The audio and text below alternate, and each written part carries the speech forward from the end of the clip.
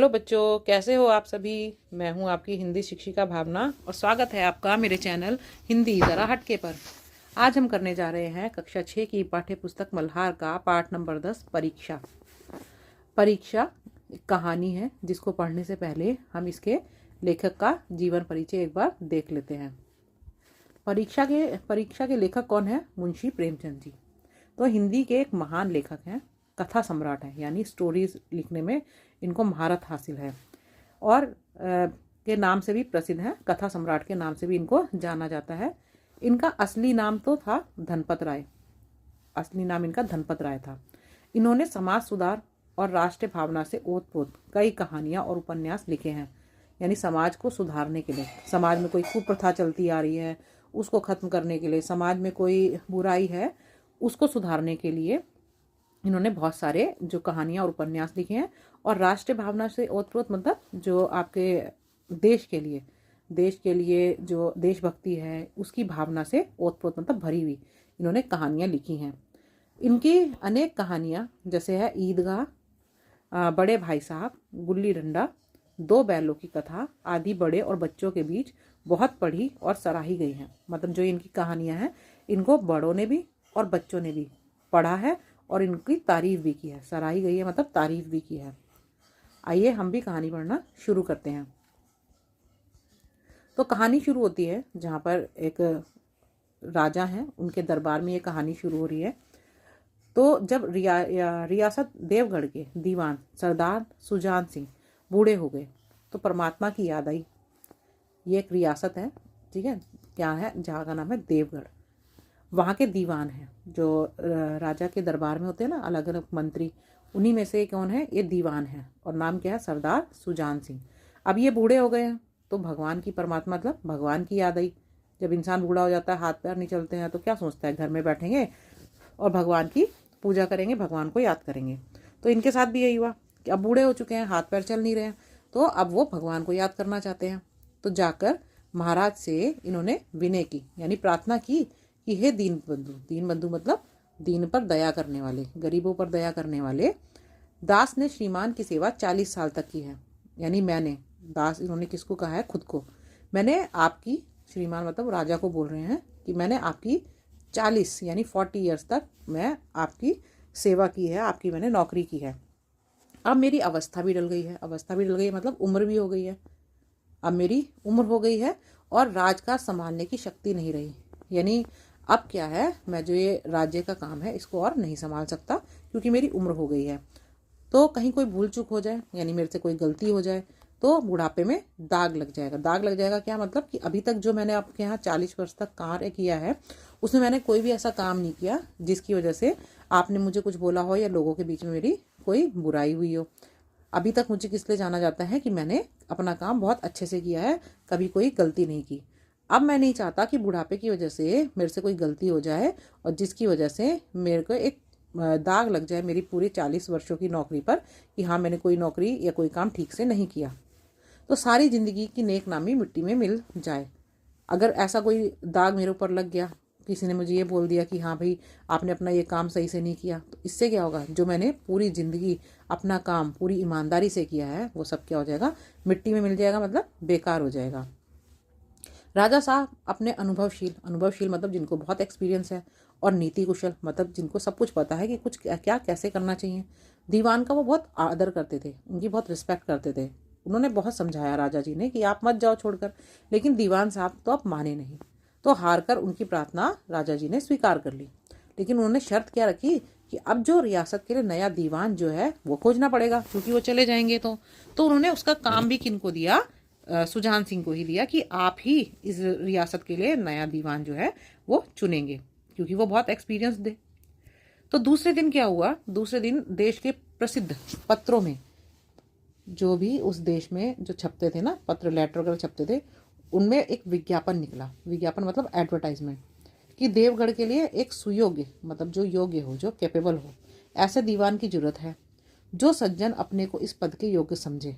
यानी जो भी इंसान, सज्जन मतलब अच्छा मनुष्य, ये समझता है कि वो दीवान बन सकता है और वे वर्तमान सरकार सुजान सिंह की सेवा में उपस्थित हों। तो उनको कहाँ आना है? उनको सुजान सिंह जी के पास में आना है। यह जरूरी नहीं है कि वो ग्रेजुएट हो, ठीक है, पढ़ाई लिखाई के लिए बोल रहे हैं, जरूरी नहीं है उसने बैचलर की डिग्री ली हो, लेकिन शरीर से हष्ट पुष्ट होना चाहिए, यानी हेल्दी होना चाहिए। जरूरी नहीं है बहुत ज़्यादा पढ़ा लिखा हो, लेकिन हेल्दी होना चाहिए। मदाग्नि के मरीज को यहाँ तक कष्ट उठाने की कोई ज़रूरत नहीं है। मदाग्नि क्या होता है, जिनके जो डाइजेस्टिव सिस्टम होता है थोड़ा कमज़ोर होता है, पेट ज़्यादातर खराब रहता है, वो होते हैं मंदाग्नि। तो बोल रहे हैं कि ऐसे लोग जिनका डाइजेस्टिव जो है सिस्टम है वो थोड़ा ख़राब रहता है, पेट खराब रहता है, वो लोगों को यहाँ तक आने की ज़रूरत नहीं है, वो ना आए। 1 महीने तक उम्मीदवारों के रहने की आचार विचार की देखभाल की जाएगी, यानी 1 महीने तक जितने भी कैंडिडेट आएंगे, उम्मीदवार मतलब जितने भी कैंडिडेट आएंगे उनको यहीं पे रहना है, यहीं पर जो भी उनको रहने की व्यवस्था भी यहीं पर की जाएगी, अरेंजमेंट, और जो भी उनको आपस में क्या कहते हैं बातचीत वगैरह करनी है, कुछ चाहिए, वो सब जो है यहीं पर उनका इंतज़ाम किया जाएगा। विद्या का कम परंतु कर्तव्य का अधिक विचार किया जाएगा, मतलब ये कम देखा जाएगा कि आप कितने पढ़े लिखे हैं, पर ये देखा जाएगा कि आप अपने काम को कितने अच्छी तरह से कर पाएंगे। जो महाशय इस परीक्षा में पूरे उतरेंगे और जो भी कैंडिडेट आए हैं उनमें से जो भी ये जो टेस्ट लिया जाएगा परीक्षा, इसमें पूरे उतरेंगे, मतलब जो इसमें पास हो जाएंगे, इस टेस्ट में पास हो जाएंगे, वे इस उच्च पद पर सुशोभित होंगे। सुशोभित होंगे मतलब शोभित का मतलब होता है सजना, है ना, तो वो ही क्या करेंगे, दीवान के पद पर बैठेंगे, वो ही दीवान के पद पर आके सजेंगे। तो ये जो विज्ञापन था, एडवर्टाइज था, ये सारे मुल्क में तहलका मचा दिया। मतलब इसने क्या किया, सबको पता चल गया, तो सब जो है वो दीवान बनने के लिए जो है तैयारी करने लगे। इतना ऊंचा पद, भाई राजा का दीवान बनना, और किसी प्रकार की कोई कैद नहीं, ठीक है, कि ऐसा भी नहीं है कि कहीं जाकर किसी उसमें रहना हो, आपके ऊपर बहुत सारे प्रतिबंध लगाए गए हो, कुछ भी नहीं है। एक तो इतना अच्छा पद मिल रहा है और ऊपर से एकदम फ्री रहना है। बस नसीब का खेल है। सब लोग क्या सोच रहे थे, भाई ये तो किस्मत का खेल है कि किसको ये दीवान बनने के लिए मिलेगा। तो सैकड़ों आदमी अपना अपना भाग्य परखने के लिए चल खड़े हुए, यानी कितने कैंडिडेट आए, सैकड़ों आए। देवगढ़ में नए नए और रंग बिरंगे मनुष्य दिखाई देने लगे, अलग अलग जगह से आ रहे हैं, तो अलग अलग तरह के जो लोग हैं वो वहाँ दिखाई देने लगे। प्रत्येक रेलगाड़ी से उम्मीदवारों का एक मेला सा उतरता। मेला सा मतलब कुछ, जब भी कोई रेलगाड़ी आती तो उसमें से इतने सारे कैंडिडेट उतरते कि ऐसा लगता था जैसे कोई मेला लगा हुआ हो। कोई पंजाब से आ रहा था, कोई मद्रास से आ रहा था, कोई नए फैशन के कपड़े पहन कर आ रहा था, तो कोई पुराना सादी मतलब पुराने जो समय के कपड़े थे कोई वो पहन कर आ रहा था, कोई नए नए जो फैशन था उनके कपड़े पहन कर आ रहा था। रंगीन इमामे, मतलब कोई तो जो है रंगीन इमामे क्या होता है, जो एक ही ड्रेस होती है ना पूरा आपके शोल्डर से लेकर नीचे तक, तो कोई तो इस तरह के रंगीन कपड़े पहन कर आ रहा था, कोई चोगे, और कोई नाना प्रकार के अंगरखे। तो कोई अंगरखा, अंगरखा आपने देखा होगा इस तरह से एक जैकेट सी होती है जो इस तरह से टेढ़ी यहाँ पर बंद होती है, उसको बोलते हैं, यहाँ पे धागे लटकते रहते हैं, इस तरह से बंद होती है। ज़्यादातर राजस्थान के लोग या गुजरात के लोग पहनते हैं। तो किसी ने तो अंगरखा पहन रखा था, नाना प्रकार के मतलब अलग अलग प्रकार के। और कंटोप, कंटोप मतलब जो कान पर, कान के पास जो टोपी होती है ना, कान तक आने वाली टोपी, जो आपके कान तक आए, ऐसी टोपी। तो कोई क्या है, अलग अलग तरह के कपड़े पहनकर सब आए थे। देवगढ़ में अपनी सजधज दिखाने लगे, यानी सब आके देवगढ़ में अपने कपड़े और अपनी वो दिखाने लगे। लेकिन सबसे विशेष संख्या जो थी वो ग्रेजुएट की थी। सबसे ज़्यादा मात्रा में कौन लोग आए थे, जो पढ़े लिखे थे, क्योंकि सनत की कैद ना होने पर भी सनत से पर्दा तो ढका ही रहता है। मतलब क्या है भाई, कि यहाँ पर पहले ही बताया गया था कि पढ़ाई से इतना फ़र्क नहीं पड़ेगा कि आप कितने पढ़े लिखे हो, ये देखा जाएगा कि आप अपना काम कितने अच्छे से कर सकते हो। पर क्या बोला जा रहा है कि कुछ भी हो भाई, जो पढ़े लिखे हैं वो एक बार को ये तो दिखाते ही हैं कि वो कितने पढ़े लिखे हैं, अपने सारे डॉक्यूमेंट्स वगैरह तो वो लेके ही चलते हैं, है ना। तो भाई वो ये बोल रहे हैं कि भले ही यहाँ पर पढ़े लिखे लोगों की ज़रूरत हो ना हो, लेकिन जो पढ़े लिखे लोग हैं वो तो अपना दिखाएंगे ही ना कि हम सबसे ज़्यादा पढ़े लिखे हैं। सरदार सुजान सिंह ने इन महानुभावों के आदर सत्कार का बड़ा अच्छा प्रबंध किया था। जो सरदार सुजान सिंह दीवान थे, उन्होंने इन सब के आने पर इनके रहने का, खाने का बहुत अच्छी व्यवस्था की थी, बहुत अच्छा अरेंजमेंट किया था। हर एक मनुष्य अपने जीवन को अपनी बुद्धि के अनुसार अच्छे रूप में दिखाने की कोशिश कर रहा था। मतलब जहाँ पर जो भी लोग आए थे ना, वो क्या कर रहे थे, उनमें जितना दिमाग था सब ये दिखाने की कोशिश कर रहे थे हम कितने अच्छे हैं। जैसे कि एक उन्होंने नाम तो नहीं बताया, सिर्फ मिस्टर आ बोला है, वो ये दिखाने के लिए वो कितने अच्छे हैं। अपने घर पर तो 9 बजे तक सोया करते थे, लेकिन आजकल क्या है, बगीचे में उषा का दर्शन करते थे। उषा मतलब जब सुबह सुबह,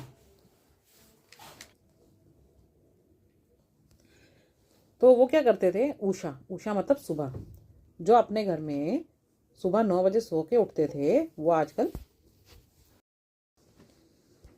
अब मिस्टर द, स और ज, ये भी 3 लोग हैं ना को उन्होंने बताया। एक मिस्टर द थे, स थे और ज, मतलब उनके नाम तो नहीं पता, तो उनको इस तरह से संबोधित किया है। वो अपने घरों पर क्या करते थे, नौकरों की नाक में दम करके रखते थे। नाक में दम करना मतलब परेशान करके रखते थे, कि बोलते होंगे कभी ये लाना कभी वो लाना, ये सब बोलते थे। पर यहाँ पर क्या कर रहे हैं, यहाँ पर वो एकदम सज्जन, सज्जन मतलब एक अच्छे मनुष्य बनकर आजकल नौकरों से कैसे बात करते हैं, आप और जनाब, जनाब, ये बगैर बोले तो वो नौकरों से बात ही नहीं करते, इतनी इज्जत देकर बात करते हैं, जो अपने घर में नौकरों को परेशान करके रखते थे। ऐसे ही एक मिस्टर लॉ है, जिनको किताब पढ़ने से बहुत नफरत थी, घृणा मतलब नफरत, लेकिन आजकल बड़े बड़े ग्रंथ पढ़ रहे हैं। देखते हैं लोग तो बड़े बड़े ग्रंथ पढ़ने में डूबे ही रहते हैं, मतलब हमेशा कुछ ना कुछ बड़ा बड़े ग्रंथ या बड़ी बड़ी किताबें पढ़ते ही रहते हैं। जिससे बात कीजिए वह नम्रता और सदाचार का देवता बना मालूम देता था। यानी जिस भी कैंडिडेट के पास जाओ, वो ऐसा लगता था, वाह भाई, इससे अच्छा तो कोई हो ही नहीं सकता। सदाचार मतलब जिसका व्यवहार बहुत अच्छा था, हमेशा दूसरों से अच्छे से बात करना, पोलाइटली बात करना, ऐसा बना हुआ घूम रहा था, चाहे असली में वो ऐसा था ही नहीं। लोग समझते थे कि 1 महीने का झंझट है। सभी कैंडिडेट क्या सोच रहे थे, भाई 1 महीने की तो बात है, किसी तरह से अच्छा अच्छा बन के काट लो, क्योंकि एक बार हमें वो पोस्ट मिल जाए, हम एक बार क्या कहते हैं, राजा के दरबार में जो है आ जाएं, फिर कौन पूछेगा कि हम कैसे हैं। तो इसलिए सब लोग क्या कर रहे थे, अच्छा बनने की एक्टिंग कर रहे थे। लेकिन मनुष्य का वह बूढ़ा जौहरी आड़ में बैठा हुआ देख रहा था कि इन बगुलों में कहीं हंस छिपा हुआ है, जिसे देखो वो अच्छा बनने की कोशिश कर रहा था। लेकिन जो हमारे सरदार सुजान सिंह थे, उनको क्या पता था, उनको सब पता था कि किस इंसान को कैसे जांचना है। तो वो सबको क्या थे, सबको ध्यान से देख रहे थे, सबके बारे में वो ध्यान से पता लगा रहे थे।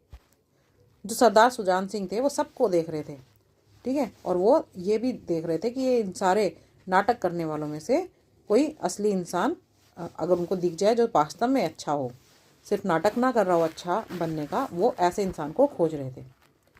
तो एक दिन क्या हुआ, नए फैशन वालों को सूझी, मतलब ये जो लोग आए थे, कैंडिडेट आए थे, उनको क्या सूझी कि चलो एक हॉकी का खेल खेलना चाहिए। यह प्रस्ताव हॉकी के मजे हुए खिलाड़ियों ने पेश किया। हॉकी के मजे हुए खिलाड़ी मतलब जिनको बहुत अच्छे से हॉकी खेलनी आती थी। तो यह भी तो आखिर एक विद्या ही है, ये भी तो एक तरह की आर्ट ही है। इससे क्या छिपा रखे, है ना, इसे क्यों छिपा कर रखे, भाई ये भी दिखा दे कि हमारे अंदर तो ये टैलेंट भी है। तो राजा जी को ये भी पता चलना चाहिए, तो सबने सोचा कि एक हॉकी का मैच हो जाना चाहिए। संभव है कि कुछ हाथों की सफाई ही काम कर जाए, संभव है मतलब शायद भाई राजा इससे ही इम्प्रेस हो जाए, या भाई जो सरदार सुजान सिंह है वो इससे इम्प्रेस हो जाए। तो तय हो जाता है, पक्का हो जाता है कि फील्ड बनाई जाती है हॉकी खेलने के लिए, और हॉकी का खेल शुरू हो गया। और गेंद किसी दफ्तर के अप्रेंटिस की तरह ठोकरे खाने लगे। अप्रेंटिस मतलब जो प्रैक्टिस, जो लोग ट्रेनिंग के लिए जाते हैं ना ऑफिस में, उनकी तरह, तो वो भी इधर उधर धक्के खाते रहते हैं। तो ऐसे वो बोल रहे हैं कि गेंद भी क्या है, वो इधर उधर धक्के खाने लगी।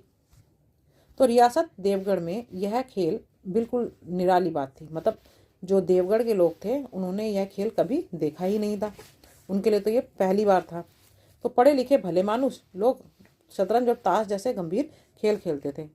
तो वहाँ पर क्या था, वहाँ के जो लोग थे वो सब अच्छे मनुष्य थे, भले मानुस मतलब सीधे साधे लोग थे, और शतरंज खेला करते थे या ताश खेला करते थे। उन्होंने हॉकी जैसा खेल कभी खेला ही नहीं था। तो दौड़ कूद के खेल बच्चों के खेल समझते थे। उन्हें तो ये लगता था कि ये दौड़ने भागने के खेल, कूदने के खेल, ये तो सिर्फ बच्चे खेलते हैं। तो जो बड़े हो जाते हैं लोग, वो लोग तो अपना आराम से बैठकर ताश या शतरंज वगैरह खेलते हैं। तो बड़े उत्साह से खेल जारी था, मतलब पूरे जोश, उत्साह मतलब पूरे जोश के साथ सभी लोग हॉकी का खेल खेल रहे थे। दावे के लोग जब गेंद को लेकर तेजी से उड़ते तो ऐसा जान पड़ता था कोई लहर बढ़ती चली आती है। दावे मतलब जब गोल करने के लिए जिसके पास टीम के पास भी बॉल होती थी, तो जब वो दूसरे जो टीम है उनके जो जो दूसरी टीम के पाले की तरफ गेंद लेकर जाते थे, यानी जो गोल पोस्ट बना था ना, जो एक टीम के लोग जब गेंद लेकर दूसरे टीम के गोल पोस्ट की तरफ जाते थे, तो ऐसा लगता था जैसे कोई पानी की लहर बढ़ती हुई जा रही है, इतनी तेजी से ले जा रहे थे। लेकिन दूसरी ओर के खिलाड़ी इस बढ़ती हुई लहर को इस तरह रोक लेते थे मानो लोहे की दीवार है। उसी तरह प्रकार जो दूसरी टीम के खिलाड़ी थे वो क्या करते थे, ये जो खिलाड़ी उनकी तरफ बॉल लेकर आ रहे थे उनको ऐसे रोक लेते थे जैसे कि वो लोहे की दीवार हो। संध्या तक यानी शाम तक ऐसे ही धूमधाम से ये खेल होता रहा। लोग पसीने से तर हो गए, मतलब भीग गए थे पूरे पसीने से खेलते खेलते। खून की गर्मी आंख और चेहरे से झलक रही थी। खून की गर्मी मतलब अब खेल खेल के जो थक गए थे तो सबकी आंखें लाल हो चुकी थी, सबके चेहरे भी लाल पड़ चुके थे, इतना पसीना निकल चुका था। हाफते हाफते बेदम हो गए। लेकिन जीत और हार का निर्णय नहीं हो पाया, मतलब कोई भी टीम जो है वो हार मानने को तैयार नहीं थी। सभी लोग थक चुके थे खेलते खेलते। तो अब अंधेरा हो चुका था, रात हो गई थी। तो इस मैदान से ज़रा दूर हटकर एक नाला था।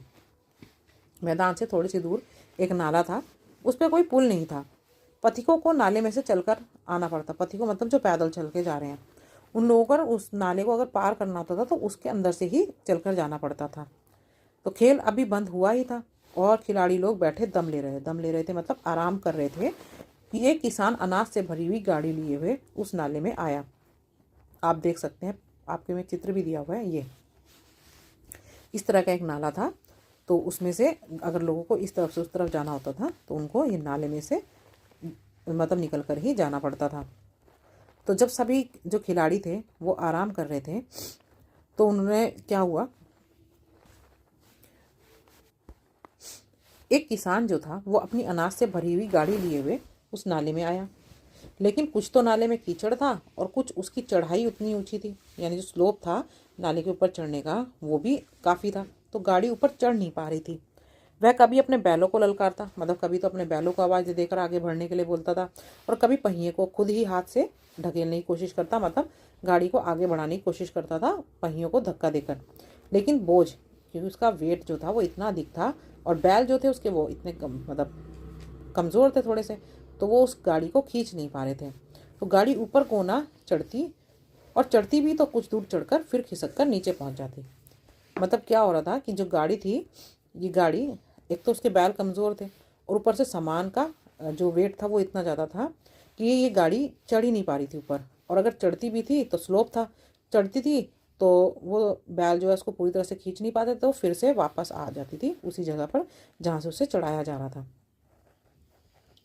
तो क्या हुआ, किसान बार बार जोर लगाता और बार बार झुंझलाकर बैलों को मारता, क्योंकि गाड़ी चल नहीं पा रही थी। अब उसको क्या हो, परेशान हो गया तो बैलों को मारने लगता।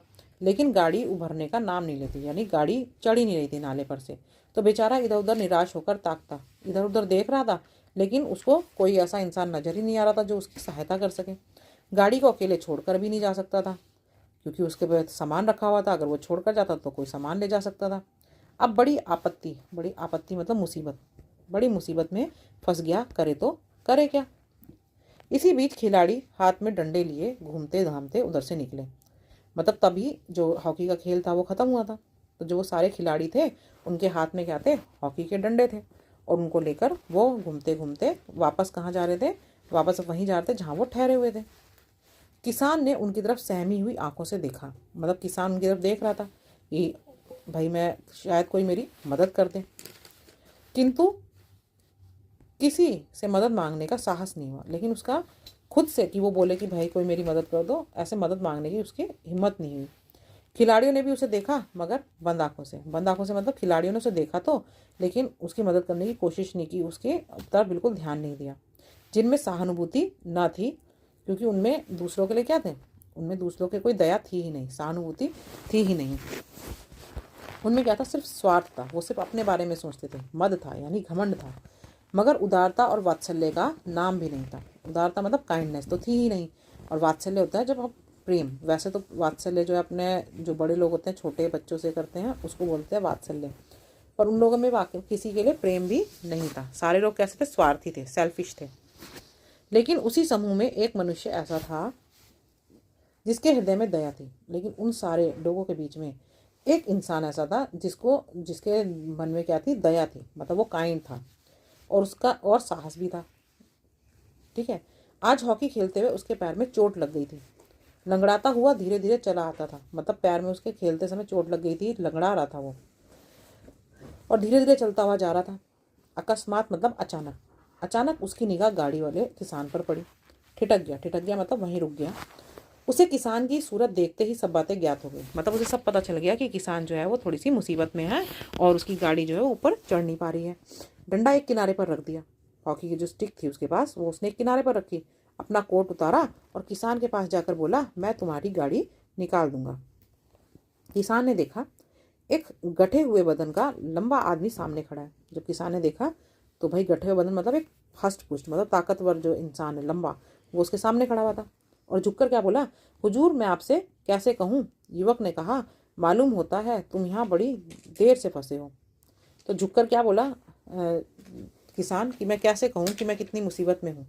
तो युवक ने क्या बोला, हाँ मालूम होता है कि आप जो है वो बहुत देर से यहाँ पर फंसे हुए हो। अच्छा तुम गाड़ी पर जाकर बैलों को साधो। यानी आप जाकर जो इंसान था जो उसने जाकर किसान को क्या बोला, आप जाकर अपनी गाड़ी पर बैठो और बैलों को साधो। मतलब बैलों को क्या है आगे बढ़ने के लिए, मतलब आगे की तरफ उनको क्या करो, बैलों को आगे बढ़ाने के लिए। आपने देखा होगा जो बैल पर बैठे रहते हैं वो मुंह से कई बार आवाज़ निकालते हैं ना, उनको आगे की ओर बढ़ाने के लिए, तो उसको होता है साधना। तो उसने क्या बोला, आप जाकर बैलों को आगे बढ़ाने की कोशिश करो, उनको साधो, तब तक मैं पहिए को ढकेलता हूँ। यानी मैं पहियों को पीछे से धक्का देता हूँ और गाड़ी ऊपर चढ़ जाएगी। किसान जो है वो गाड़ी पर जा बैठा। युवक ने भी पहियों को जोर लगाकर उकसाया, मतलब उसने पीछे से पहियों को क्या देना शुरू किया, धक्का देना शुरू किया। कीचड़ बहुत ज़्यादा था, वो घुटनों तक जमीन में गड़ गया। यानी वो कीचड़ में कहाँ तक फंस गया, घुटने तक उसके कीचड़ आ गया। लेकिन फिर भी उसने हिम्मत नहीं हारी, उसने फिर जोर लगाया। और उधर किसान ने भी बैलों को ललकारा। भाई जो किसान था वो भी अपने बैलों को आगे बढ़ने के लिए बार बार वो ललकार रहा था। तो बैलों को थोड़ा सा सहारा मिला, भाई पीछे से जो आदमी धक्का लगा रहा था तो थोड़ा सा सपोर्ट बैलों को मिला, उनमें हिम्मत आ गई। उन्हें कंधे झुकाकर एक बार जोर किया तो गाड़ी नाले के ऊपर थी। मतलब बैलों ने भी पूरी कोशिश की और पीछे से वो जो आदमी था वो धक्का दे रहा था, दोनों की कोशिश की वजह से वो जो गाड़ी थी वो नाले से ऊपर चढ़ गई। किसान युवक के सामने हाथ जोड़कर खड़ा हो गया, बोला, महाराज आपने आज मुझे उबार लिया, यानी मुझे बचा लिया, नहीं तो मैं सारी रात यहीं पर बैठता, क्योंकि गाड़ी ऊपर चढ़ नहीं रही थी और सामान छोड़कर मैं जा नहीं सकता था। युवक ने हंसकर कहा, अब मुझे कुछ इनाम देते हो? मतलब ऐसे ही मजाक में बोला कि आप तुम मुझे कोई इनाम दोगे? किसान ने गंभीर भाव से कहा, नारायण चाहेंगे तो दीवानी आपको ही मिलेगी। तो जो किसान था ना, गंभीर भाव से मतलब उसने सीरियस होके क्या बोला उसको कि अगर भगवान ने चाहा ना तो आप जो दीवान के पद के लिए इतने लोग आए हैं उनमें से आपको ही दीवानी मिलेगी, यानी आप ही दीवान बनोगे। युवक ने किसान की तरफ गौर से देखा। जो युवक था उसने किसान को थोड़ा ध्यान से देखा तो उसके मन में एक संदेह हुआ। संदेह मतलब डाउट। उसको एक डाउट हुआ, क्यों? क्योंकि यह सुजान सिंह तो नहीं है। उन्हें ऐसा लगा, आवाज़ भी मिलती है, चेहरा मोहरा भी वैसा है, मतलब देखने में भी सुजान सिंह जैसे ही लग रहे हैं। और किसान ने भी उसकी ओर तीव्र दृष्टि से देखा और किसान ने भी जो वो युवक था उसकी तरफ जो है वो देखा था तीव्र दृष्टि से, मतलब एकदम पैनी नज़रों से। शायद उसके दिल में संदेह को भाप गया। शायद जो किसान था उसको ये पता चल गया था कि जो युवक है वो पहचान गया था कि वो किसान नहीं, वो सुजान सिंह है। मुस्कुराकर बोला, गहरे पानी में बैठने से ही मोती मिलता है। ये एक मुहावरा है कि गहरे पानी में बैठने से ही मोती मिलता है, यानी अगर किसी को परखना है तो उसको अंदर तक परखना होगा, तभी उसके बारे में पता चलता है। कि ऊपर ऊपर से तो सभी लोग अच्छे बन रहे थे, लेकिन जब अच्छा काम करने की बारी आई तब क्या हुआ, तब सभी लोग अनदेखा करके चले गए। तो किसी इंसान को जब तक आप अंदर से नहीं जानोगे पता ही नहीं चलेगा कि वो कैसा है। तो निदान महीना पूरा हुआ, मतलब जो 1 महीने का समय सभी को दिया गया था कि 1 महीने में उनको परखा जाएगा, वो महीना पूरा हो गया। चुनाव का दिन आ पहुंचा। अब वो दिन आ गया जब दीवान जो है वो चुना जाना था। तो उम्मीदवार लोग प्रातःकाल ही अपनी किस्मतों का फैसला सुनने के लिए उत्सुक थे। तो जितने भी कैंडिडेट आए थे सुबह सुबह आ गए, क्योंकि उनको पता था कि आज जो है रिजल्ट आने वाला है। दिन काटना पहाड़ हो गया था, मतलब उनसे टाइम कट ही नहीं रहा था। प्रत्येक के चेहरे पर आशा और निराशा के रंग आते थे। तो जितने भी कैंडिडेट थे सब, कभी उनको लगता था कि हाँ भाई हमें ये पद मिल सकता है, कभी उनको नहीं लगता था। नहीं मालूम आज किसके नसीब जागेंगे, ना जाने किस पर लक्ष्मी की कृपा दृष्टि होगी। सब लोग क्या सोच रहे थे, पता नहीं भाई किसकी किस्मत होगी जिसको ये दीवान का पद मिलेगा, किस पर जो है लक्ष्मी माता की कृपा होगी। तो संध्या समय राजा साहब का दरबार सजाया गया। शाम हुई तो राजा जी का दरबार जो है वो लगा। शहर के रईस मतलब जो धनवान लोग होते हैं ना, रिच लोग, धनाढ़े भी वही होते हैं, रिच लोग, वो लोग आए। राज्य के कर्मचारी यानी जो राजा के दरबार में जो राजा के काम करते थे और दरबारी भी आए, दीवान के उम्मीदवारों का समूह यानी जितने भी कैंडिडेट थे वो भी आए, सब रंग बिरंगे सज धज कर आए थे और दरबार में आकर विराजे मतलब बैठ गए। तो उम्मीदवारों के कलेजे धड़क रहे थे भाई, क्योंकि उनका रिजल्ट आने वाला था। तो सभी को क्या लग रहा था, सभी के जो दिल था वो जोर जोर से धड़क रहा था। जब सरदार सुजान सिंह ने खड़े होकर कहा, मेरे दीवानी के उम्मीदवार महाशयों, मैंने आप लोगों को जो कष्ट दिया है उसके लिए मुझे क्षमा कीजिए। तो सुजान सिंह ने सबको क्या बोला कि भाई मेरे जो दीवान के लिए कैंडिडेट आए हैं उन सबसे मैं क्षमा मांगता हूँ, क्योंकि मैंने 1 महीने तक आप लोगों को बहुत कष्ट दिया। और इस पद के लिए ऐसे पुरुष की आवश्यकता थी जिसके हृदय में दया हो और साथ साथ आत्मबल भी हो। भाई मुझे जो कैंडिडेट चाहिए था ऐसा चाहिए था जो दयालु यानी काइंड भी हो और साथ साथ उसमें क्या हो भाई, आत्मबल भी हो, मतलब कि उसमें विल पावर उसकी बहुत अच्छी हो। हृदय वह जो उदार हो, ऐसा इंसान जो दूसरों की मदद करने के लिए तैयार रहता हो। आत्मबल वह जो आपत्ति का वीरता के साथ सामना करे। और विलिंग मतलब विल पावर ऐसी होनी चाहिए जो कोई भी मुसीबत आने पर उसको आप पूरा सामना कर सके। और इस रियासत के सौभाग्य से मुझे ऐसा एक युवक मिल गया है। ऐसे गुण वाले संसार में बहुत कम ही लोग होते हैं और जो हैं वो कीर्ति और मान के शिखर पर बैठे हुए हैं। यानी जो भी लोग ऐसे हैं वो ऑलरेडी जो है वो अच्छे पद पर बैठे हुए हैं, उनको पहले से ही अच्छी नौकरियां मिली हुई हैं।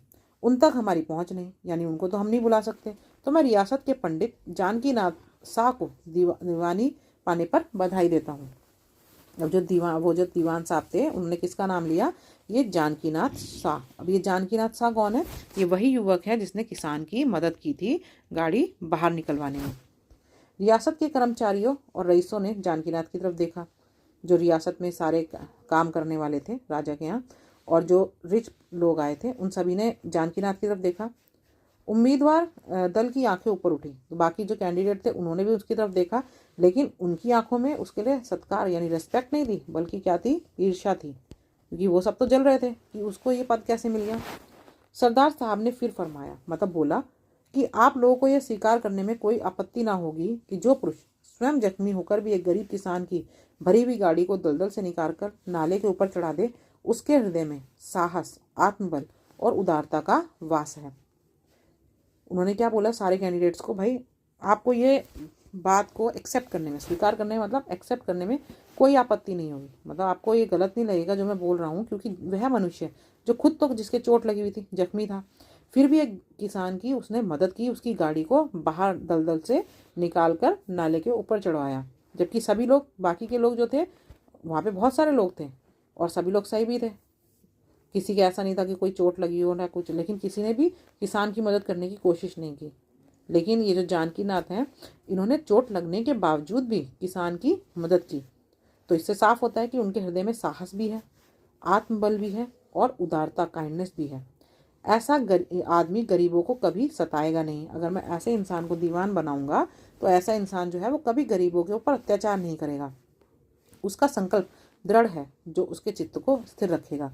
यानी भले ही उसको इतनी बड़ी पोस्ट मिल जाए, इतना बड़ा पद मिल जाए, लेकिन फिर भी क्या होगा, उसका जो हृदय है वो क्या ऐसा रहेगा, स्थिर रहेगा, मतलब कि उसको घमंड नहीं होगा उस पद का, तो वो अपने पद का कभी भी गलत इस्तेमाल नहीं करेगा। वह चाहे धोखा खा जाए परंतु दया और धर्म से कभी ना हटेगा। भले ही लोग उसको धोखा दे दें, लेकिन वो जो है हमेशा सही रास्ते पर चलेगा और हमेशा दया और धर्म से ही काम करेगा, कभी भी गलत काम नहीं करेगा। तो ये थी बच्चों आपकी कहानी परीक्षा। आइए इसके मेरी समझ से ये प्रश्न करते हैं। तो पहला प्रश्न है, महाराज ने दीवान को ही उनका उत्तराधिकारी चुनने का कार्य किस गुण के कारण सौंपा? कि उनमें क्या ऐसा था दीवान जी में कि महाराज ने दूसरा दीवान चुनने का कार्य भी उनको ही सौंपा था? सादगी थी, उदारता थी, बल था, हाँ, लेकिन नीति कुशलता भी थी, क्योंकि वो स्किल्ड थे। नीति कुशलता मतलब वो सब कुछ जानते थे दीवान के पद के लिए क्या क्या आप में जो है क्वालिटीज़ होनी चाहिए, इसलिए राजा ने उन्हें ही चुना था। दीवान साहब द्वारा नौकरी छोड़ने के निश्चय का क्या कारण था? हमने अभी क्या पढ़ा, क्यों राजकाज संभालने के योग्य उनमें शक्ति नहीं बची थी, मतलब वो बूढ़े हो गए थे और वो उस राज्य काज का काम जो है वो संभालने की अब उनमें ताकत नहीं थी, इसलिए उन्होंने निश्चय किया था कि वो नौकरी को छोड़ देंगे। अगला है मिलान करना। हमें स्तंभ 1 को स्तंभ 2 से मिलाना है, और वो भी क्या है, ये विलोम शब्द है। तो हमें एक शब्द का विलोम शब्द जो है वो ढूंढकर उससे मिलाना है। जैसे आना, आना का विलोम शब्द हमेशा क्या होता है, जाना।